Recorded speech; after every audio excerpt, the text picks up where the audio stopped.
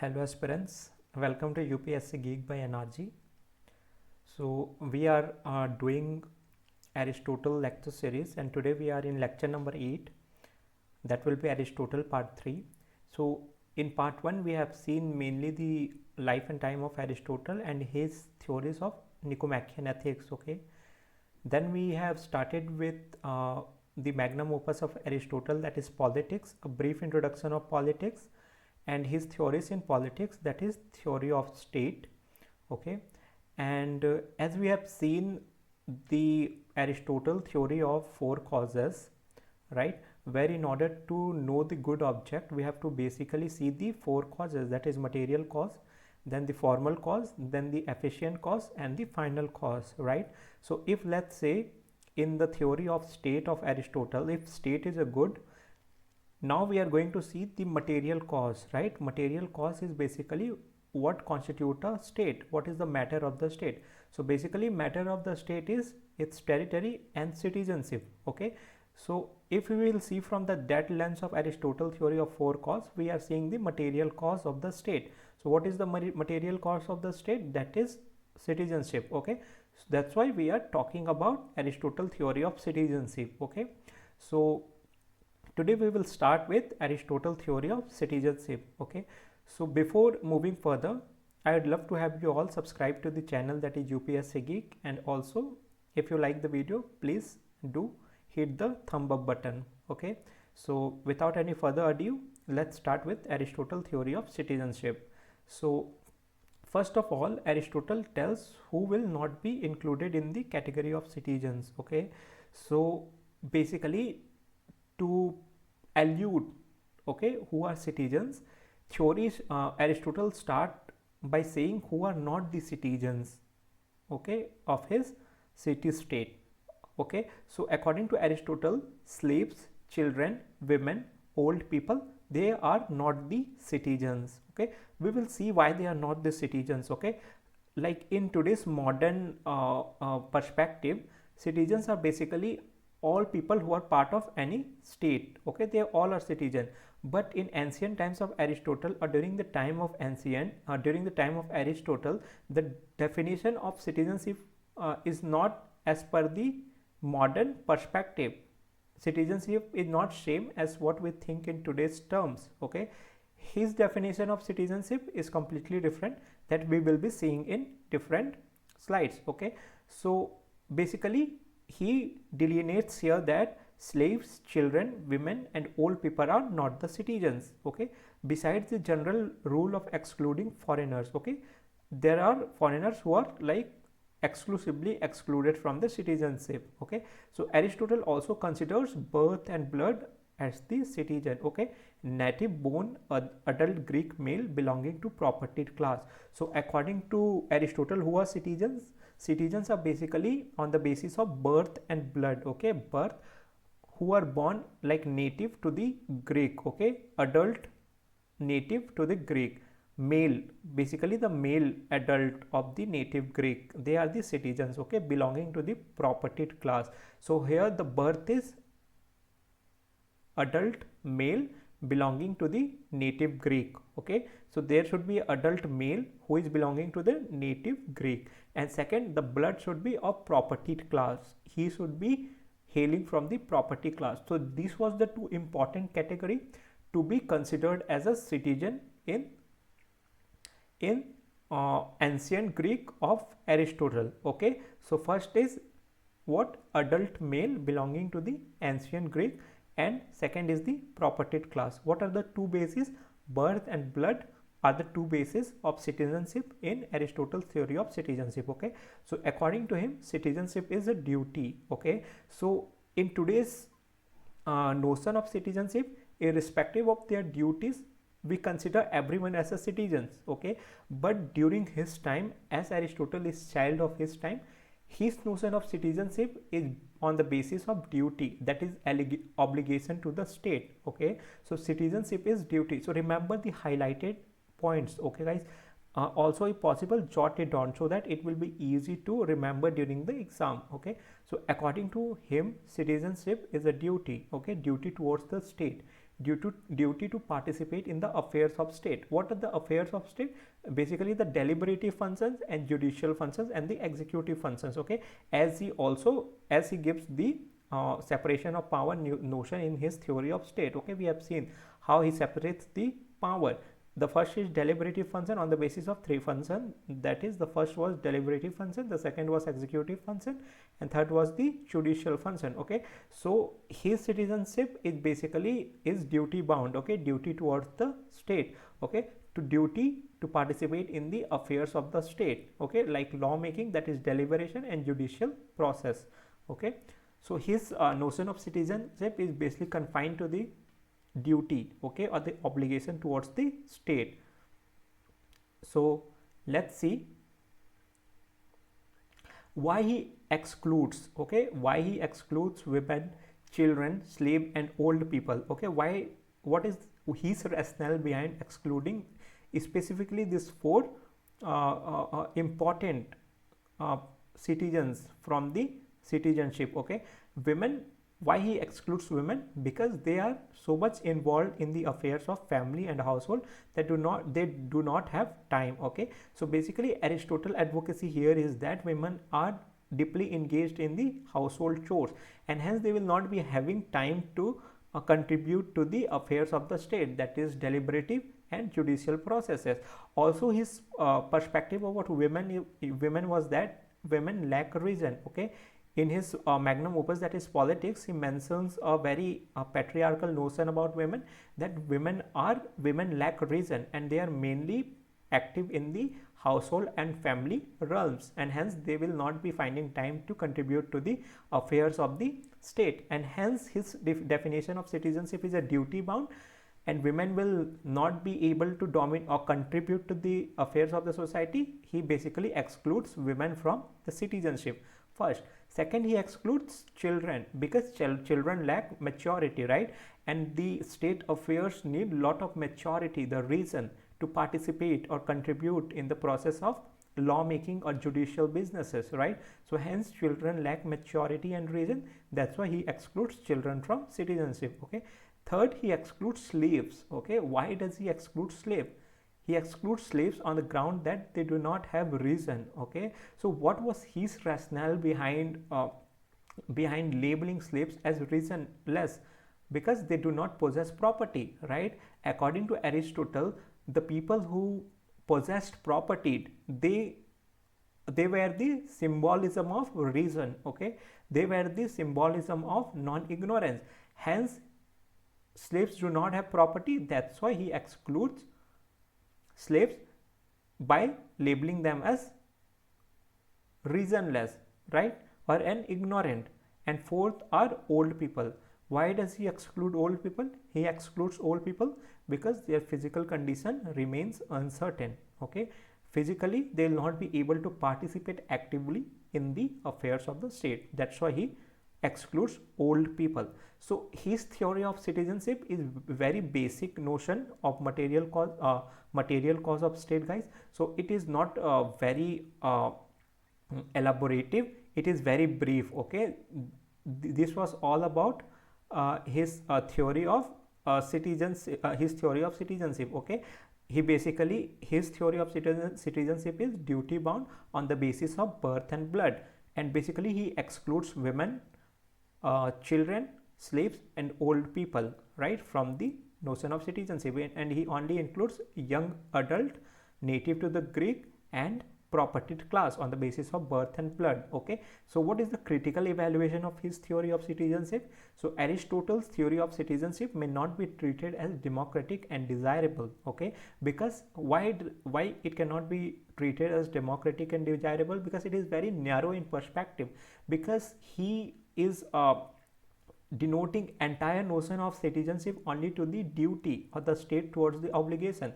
Because as we have seen during the 18th and even 19th century in the UK or the European countries, right, there was only a limited notion of universal adult franchise or the participatory democracy. It was very limited, it was not for all, right? But there are people who are also, if not directly then indirectly, duty bound to the state, and hence he cannot deny anyone cannot deny the rights to participate in democracy to those people, right? Hence his theory of citizenship cannot be treated as democratic and desirable as per the critics. Okay, it is a narrow conception of citizenship. However, we cannot discard his theory altogether. Okay, he does not make a sensible argument that citizenship is a duty if citizens cannot afford to make qualitative participation in the affairs of the state. There is no point considering them as a citizen. Okay, he such person will be citizens only in formal sense and not in any substantive terms. Okay, so basically the people who are not being able to qualitatively participate in the state affairs, they are not regarded as citizens in the state, right, of a particular state.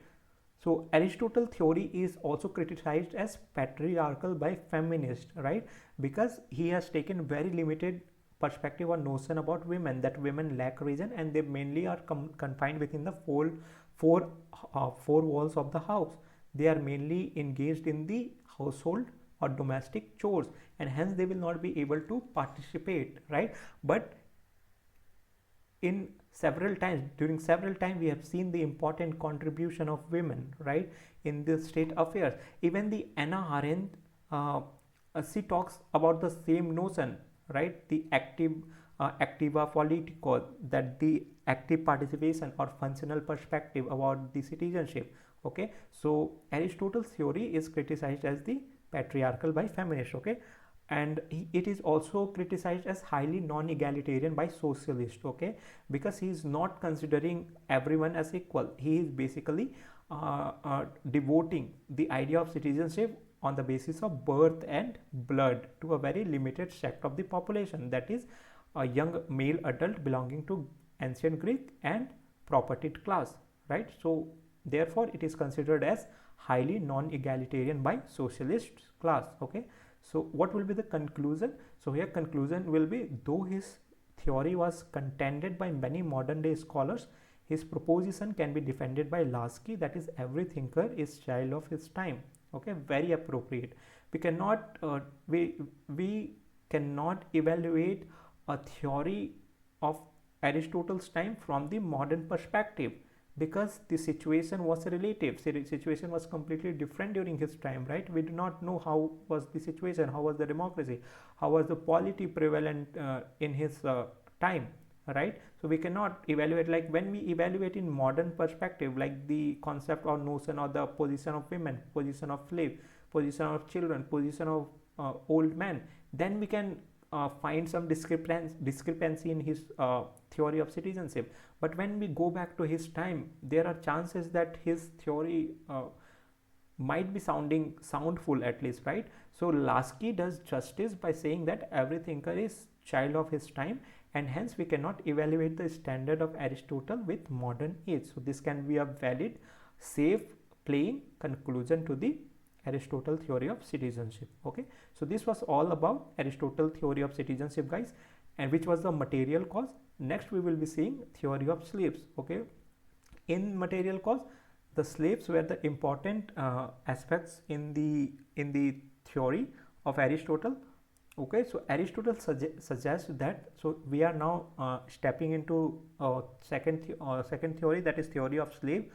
Okay, so Aristotle suggests that slavery is natural as well as desirable or useful. Okay, so during his time, slavery is natural or was natural as well as desirable or useful. Okay, so let's see what was slavery during his time. Okay, slavery was the institution practiced in ancient Greece.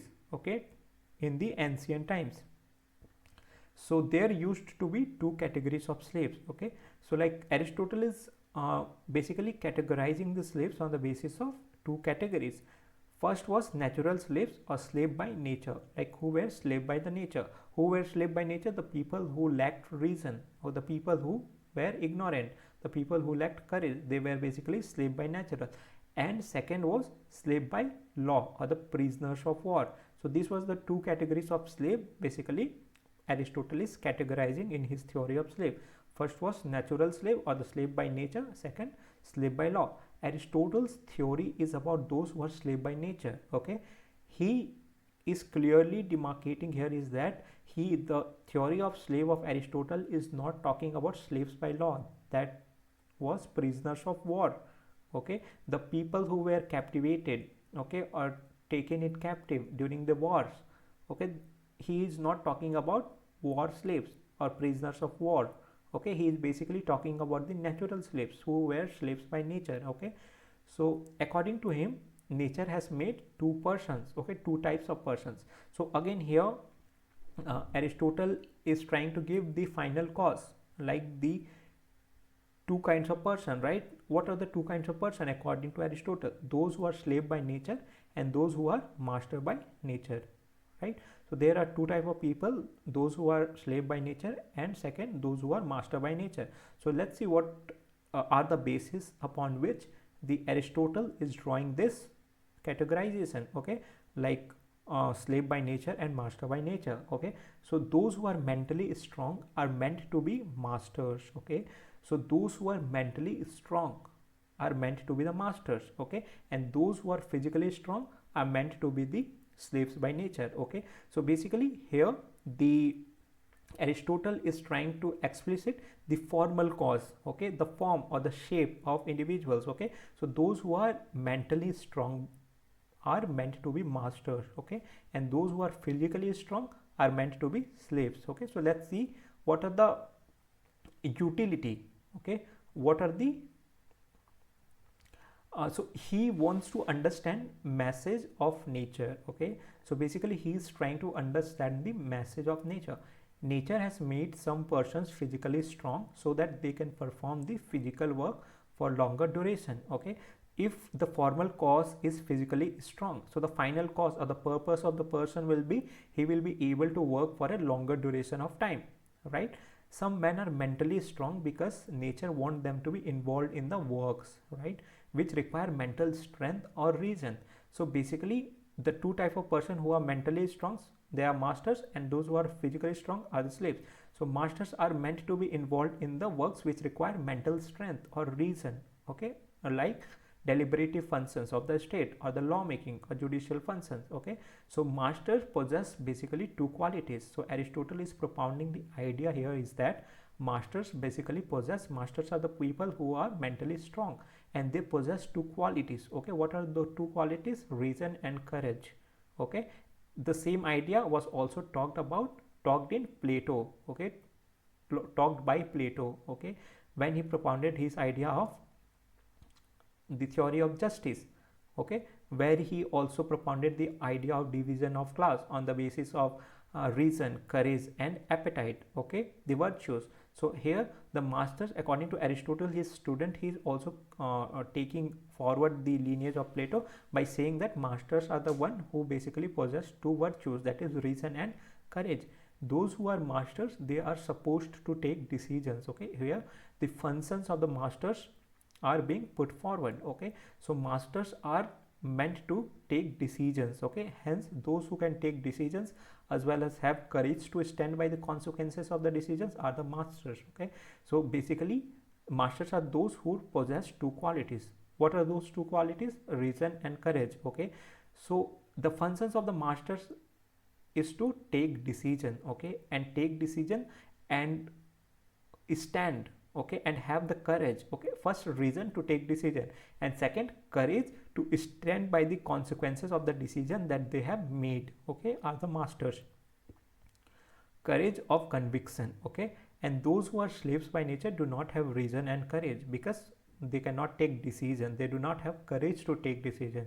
Okay, and they will not be able to make decisions and hence they are slave by nature. Okay, so these are two type of person. So don't try to think or mind map the image of slave which we have in today's context, right? Here even a normal person can be a slave by nature, right? We usually see very normal people who are inefficient in taking decisions or who lack courage in taking decisions, right? And they do not do well in the life because they are not mentally strong to take decision and abide by the consequences of the decision that they have made. right? So likewise Aristotle is also trying to make that two distinction, that people or the individuals who are mentally strong, they basically have two reasons, that is two virtues, that is reason to take important decision and courage to stand by the decisions that they have taken. Okay, so there is a very infamous or the famous or the prominent quote by Sir Ratan Tata, which is ultimately found that uh, he denies that this particular quote has been propounded by him, that it is said that Tata has said that I take decision, then thinks whether it was right or wrong, right? I take decision and I stand by the consequences. I take decision, then I make them right. Okay, I do not think whether right or wrong decision and etc. I take decision, then I make them right. Okay, so these are the people who are the masters. Okay, they have a reason to take decision and courage to stand by the consequences of the decision that they have made. And those people who lack reason to take decision and courage to stand by the consequences of the decision, they are basically slaves by nature, according to Aristotle. Okay, so as slavery was very prevalent during his time, what was the utility of slaves? Okay, what were the utility of the slaves? So let's see what were the different utilities of the slaves. So it is useful to the economic system. Okay, so first, slavery system was very useful to the economic system. Okay, those who are physically strong can work for the longer duration, right? The formal cause basically. So it is useful for the state. Okay, if masters have a slave will work for him, and master can afford to make qualitative participation in state. Okay, and since here the importance or the significance of slavery system is also propounded by Aristotle. Since slaves are physically strong, they can work for longer duration of time, and hence masters can appoint slaves in order to do the physical activity, so that they can escape from the physical activity and make them available in the affairs of the state. Okay, so that was the first useful significance of the slavery system, or the utility of the slaves, that is utility or usefulness in the economic system. Okay, the second is they are useful for the masters. Okay, how they were useful for the master? It will give opportunity to the master to enhance his virtues. Okay, since slaves will be helping master in doing their physical activities or the physical tasks, they will be engaging themselves in enhancing or upgrading their virtues, right? How they will be doing that? By engaging themselves in the affairs of the state, by deliberation process, right? By dialectics. It is useful for slaves as well. Okay, some slaves by nature and cannot live on their own. Okay, so here Aristotle is trying to suggest us that slavery was not only useful for the master, it was also useful for the slaves, because slaves were slaves by nature, and hence they lacked reason and courage to take important decision and take important decisions of their life. Okay, so they needed a master, and in the company of good master, at least slave will have opportunity to develop some virtues. Okay, so it is almost like a living under the guidance or tutor or mentorship of a teacher. Okay, so if we lack certain virtues, if we live with a good mentor, we will also foster those virtues, right? So hence Aristotle is propounding the idea that slavery system was not only good for the master, it was also beneficial to the slaves themselves, because hence since they lacked reason and courage to take important decisions for their own selves in their lives, if they live by the masters, they help the master, they will also develop certain virtues on the process, in the process. Okay, to make their life better. Okay, so Aristotle also suggests that if slave develops virtue of reason and courage, master can make him free. Okay, he was aware that slaves are not being treated properly, hence he suggests that master should take care of the slaves properly, right? So Aristotle also suggests to the master that if slave successfully develops the virtue which is required to lead a good life, masters can free the slaves. Okay, and Aristotle also ensures that slaves are not treated in non-dignified manner, right? Because during that time slaves were treated in very ill manners. Okay, hence Aristotle knew the prevalence of ill treatment to the slaves, and hence he ensured that slaves were not treated in ill manner under the guidance or under the masters. Okay, so these were the utility of slaves. First, they were beneficial to economic system. Second, they were helpful to the master. They were helpful to themselves. Okay, and it was helpful to the development of important virtues in the slaves and masters both. Okay, so let's see what are the criticism of slavery of a theory of slaves of Aristotle. Okay, though slavery is natural, slavery may be during his time slavery was propounded to be natural. Okay, and we have seen till very late slavery was practiced. Okay, so slavery may be natural, but we do not live in the nature. Okay, survival of the fittest may be the principle in nature, it need not be the principle in society. Socrates himself held that what is should not determine what ought to be, it should be vice versa. Okay, since Aristotle propounded that slavery was natural, here the critics are advocating the idea that we do not live in nature. Everyone have a dignity, right? And everyone should be respected in dignified manner. Okay, what should be must not determine what ought to be. Okay, in contemporary times no amount of utility of the institution can justify slavery. Very valid point, right? No amount of utility, as we have seen how what were the utility of slavery system. In today's contemporary times, no amount, if the amount of utility is infinity as well, it will not justify the slavery system, because it hampers the human dignity, right? Everyone are equal. Okay, so every person ought to be treated with respect. Human dignity is a principle which cannot be compromised. Okay, human dignity is a principle which cannot be compromised at any cost, right? We can quote Immanuel Kant here. Immanuel Kant, right?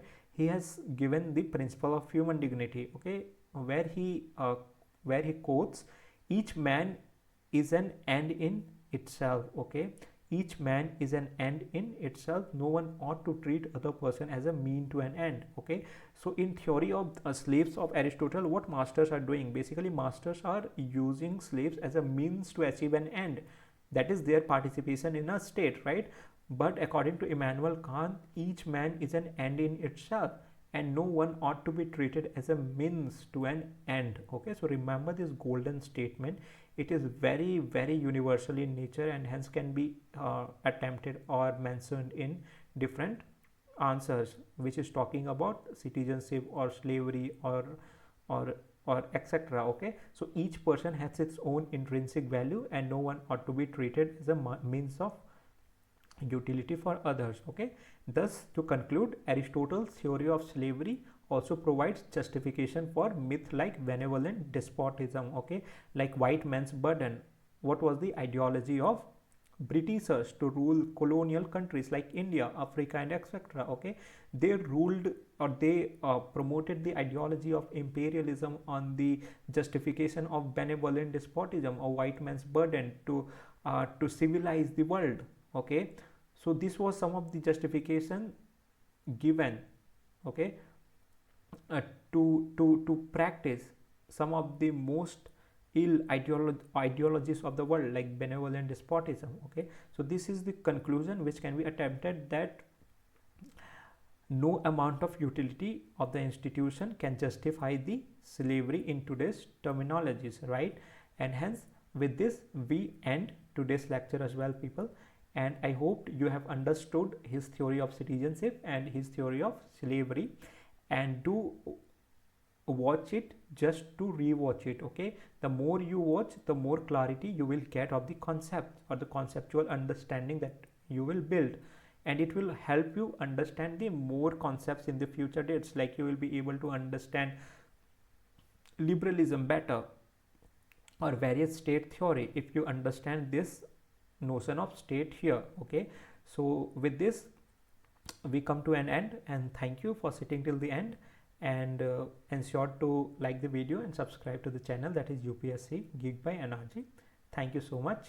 Have a good day.